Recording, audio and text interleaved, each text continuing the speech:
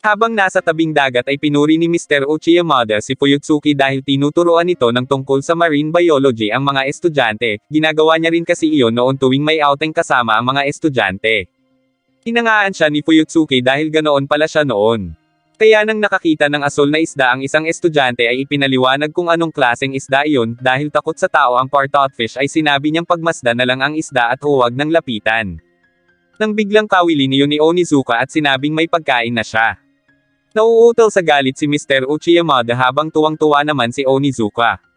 Hinabol niya ito at sinabing tinuturuan niya ang mga estudyante kung gaano kaganda ang buhay, tapos biglang dadating si Onizuka at papatayin ang isda sa harap nila.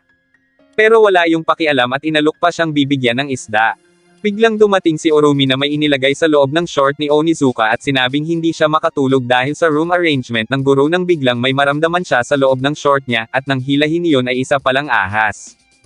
Nagtakbuhan ang iba habang pinuri naman ni Mr. Uchiyamada si Urumi. Dahil kumagat na ang ahas ay nakiusap si Onizuka na sipsipin ni Fuyutsuki ang kamandag ng ahas sa talong niya, pero sa halip ay dinala na lang siya sa klinik, mabuti na lang at naagapan. Tinuwanan lang siya ni Kakuchi dahil kasalanan niya rin naman iyon, inilagay niya kasi si Urumi sa silid kasama ang mga Gundam fanatics, at ang nakakatuwa pa ay nagrereklamo si Urumi na hindi niya maintindihan ang sinasabi ng tatlo gayong marunong siyang magsalita ng 5 iba't ibang lengwahe. Nalipat naman ang usapan nang tanungin siya ni Onizuka kung anong ginagawa niya.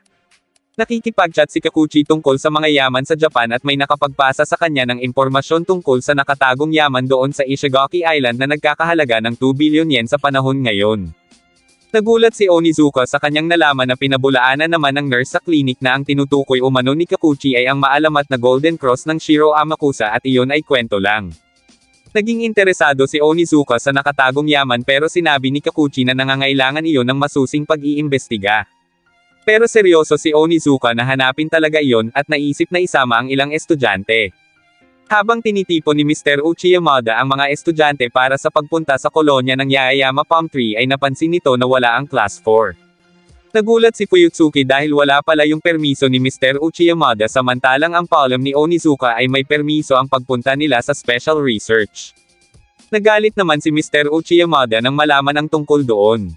Habang sakay ng bangka ay nagreklamo sina Fujiyoshi kung bakit hindi na lang sila sumama sa Yaeyama kesa sumakay sa maliit na bangka na parang lulubog na sila, pero pinatahimik lang sila ni Onizuka at sinabing marangal naman ang pag-aaralan nila tungkol sa mga itlog ng sea turtle, at kung sino man ang magreklamo ay mababa ang makukuhang grado sa kanya.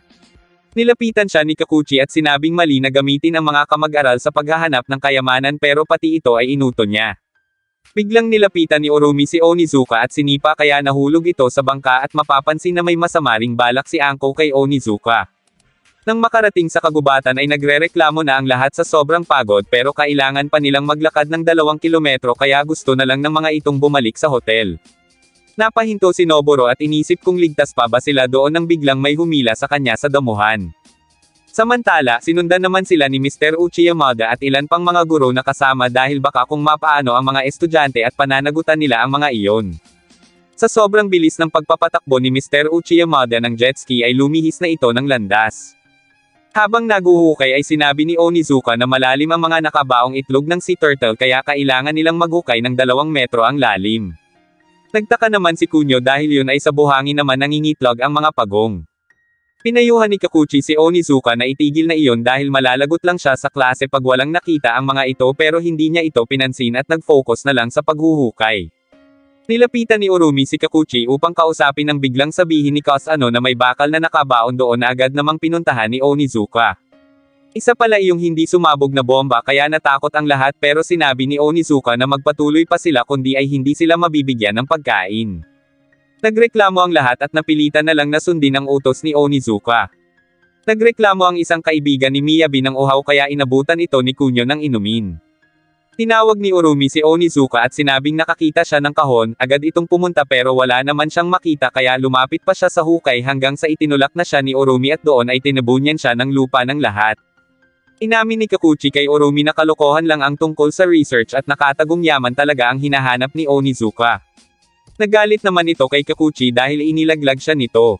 Nang marinig na parurusahan ay agad na sinabi ni Onizuka na maghahati-hati naman sila kapag nakita nga nila ang nakabaong kayamanan, pero huli na ang lahat dahil nilagyan na siya ng mga ito ng ahas na kinatatakutan niya. Nang biglang dumating si Fujiyoshi at sinabing kanina pa niyang hindi makita sina Noboro at Anko at dalawa pa nitong kaibigan. Sina Anko pala ang dumukot kay Noboro na piniringgan ng mga ito at itinali para iligaw at pag-alalahanin si Onizuka na nawawala ito. Nang makalayo ay inalis na nila ang piring ni Noboro habang nakatali at saka iniwan. Silbi na rin nila iyong ganti kay Noboro sa pantitrip nyon sa kanila. Galit na galit siya kay Noboro dahil sinusunod nito ang kahit na anong ipag-utos ng iba. Pero nagulat ang mga ito nang makita muli sa harapan nila si Noboro na nakaupo lang naman sa pwesto na pinag-iwanan nila. Inisip ni Anko na nagkamali sila ng daan kaya bumalik sila pero paulit-ulit lang nilang nakita si Noboro sa kinauupuan nito kaya ibig sabihin ay naliligaw na sila. Sa huli ay nagalit na si Anko at sinisip pa si Noboro kung bakit hindi na sila makabalik. Sinabi ni Noboro na kung hindi siya nakapirin ay matatandaan niya sana ang daan. Dahil hindi na alam ang gagawin ay umiyak na lang ang tatlo kaya sinabi ni Noboro na kumalma ang mga ito at subukan nilang hanapin ang daan palabas ng kagubatan ngunit sinigawan lang siya ng mga ito kaya sinigawan niya na rin ang tatlo. Palubog na ang araw habang naglalakad ang apat na nakahawak sa bawat isa. Nang maalala ng isa na isa iyong tropical island ay sinabi nito na baka may umatake sa kanilang tigre at mga cheetah na ikinatakot ng mga ito pero nang sabihin ni Noboro na wala naman siguro ay minaliit nila ang kaalaman nito nang biglang marating nila ang maliwanag na parte ng gubat at inakalang iyon na ang daan palabas pero dagat na pala iyon. Sinisi na ng isang babae si Anko dahil ayon dito ay ideya niya naman na iligaw si Noboro kaya siya ang gumawa ng paraan. Bumaba si Anko sa matarik na daan sa pag-aakalang mahahanap niya ang sinakyan nilang bangka, nang biglang mad-ulash ito at nahulog. Sinilip ni Anko ang malaking butas doon at sinabing may naririnig siyang boses ng mga tao nang biglang lumunin siya ng malakas na alon ng dagat. Agad na bumaba si Noboro at tinalon ang butas. Sa pagsisid sa dagat ay agad niyang nakita si Anko na walang malay at iniangat sa ibabaw ng dagat. Nagkamalay ito at sa sobrang panik ay nagwala pa ito at humingi ng tulong kaya tinatamaan ng siko nito ang mukha ni Noboro. Nang kumustahin ni Noboro si Anko ay sinisi pa siya nito kahit siya nga ang nagligtas dito at masakit pa nga ang mukha nito dahil sa tama ng siko ni Anko. Pero mas lumala pa yun nang pagbintanggan siya ni Anko na naninilip. Umalis na si Noboro na pilit pa ring sinisisi ni Anko sa nangyari pero dahil sa takot ay sinundan niya ito at sinabing huwag siyang iwan doon. Nang biglang tumakbo si Anko dahil nakarinig umano ito ng boses ng tao, nanlaki ang mga mata ni Noboro at agad na hinila si Anko dahil sa paparating na malakas na daloy ng dagat. Sinabi ni Noboro na echo lang pala iyon ng alon ng dagat nang biglang napalayo siya nang ma-realize na sa lato-lato pala ni Anko siya nakahawak at sinabing hindi niya yun sinasadya. Pero hindi na yun inintindi ni Anko dahil sa takot sa lugar. Nagmistulang kabayo ni Urumi si Onizuka habang hinahanap ang mga nawawalang estudyante.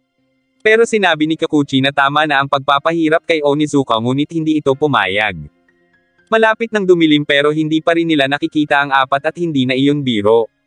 Isang kaluskos sa damuhan ang nakita nila at sa takot ay nagtago ang mga ito sa likod ni Onizuka pero mga kaibigan lang pala yun ni Anko at ibinalita sa mga ito ang nangyari.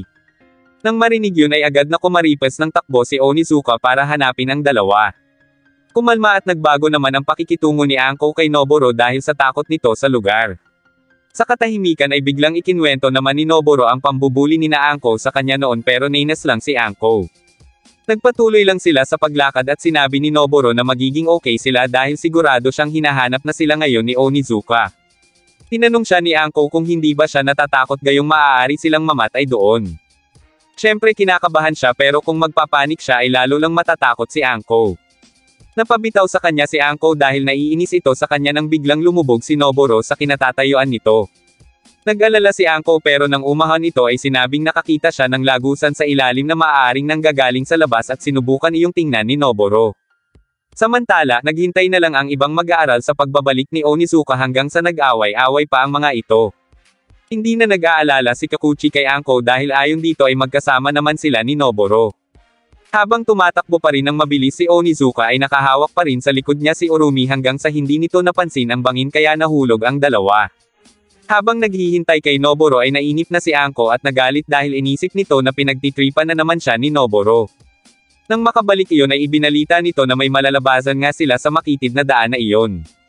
Hindi marunong lumangoy si Anko pero kailangan niya yung gawin dahil parating na naman ang malakas na agos ng dagat. Pinalakas ni Noboro ang loob nito at saka lumangoy. Ngunit nagkaroon ng problema dahil nabuksan ni Anko ang bibig dahil sa takot sa lamang dagat na nakasunod sa kanila kaya nawalan ito ng malay. Nagising si Anko mula sa isang panaginip noong kabataan niya. Dumating naman si Noboro at kinumusta siya pero mataas ang temperatura ni Anko dahil na rin siguro sa nainom nitong tubig dagat. Sinabi ni Noboro na dati sigurong simbahan ang lugar dahil sa mga naiwang kagamitan doon. Habang nagsasalita si Noboro ay may nais sanang sabihin si Anko nang marinig nila ang isang sigaw. Si Onizuka pala iyon na kaagad na niyakap ang mga lumang kagamitan doon sa pag-aakalang mga kayamanan iyon nang bigla nitong makita ang nakautlo na bakal at hinukay iyon. Pero isa lang pala iyong bomba kaya nagpanik silang lahat at nakatakbo palayo ang tatlo, habang naiwan si Onizuka na natakid pa dahilan para sumabog ang hawak niya. Nagdulot iyon ng malakas na pagsabog pero himalang nakaligtas pa rin ang guro. Nagkaroon naman ng pagkakataon si Noboro na tanungin si Anko kung anong nais nitong sabihin kanina pero sa hiya ay sinugod lang siya nito. Samantala, natagpuan naman si Mr. Uchiyamada na puno ng isda ang mga katawan at nagtatakbo palayo dahil bigo itong mahanap si Onizuka.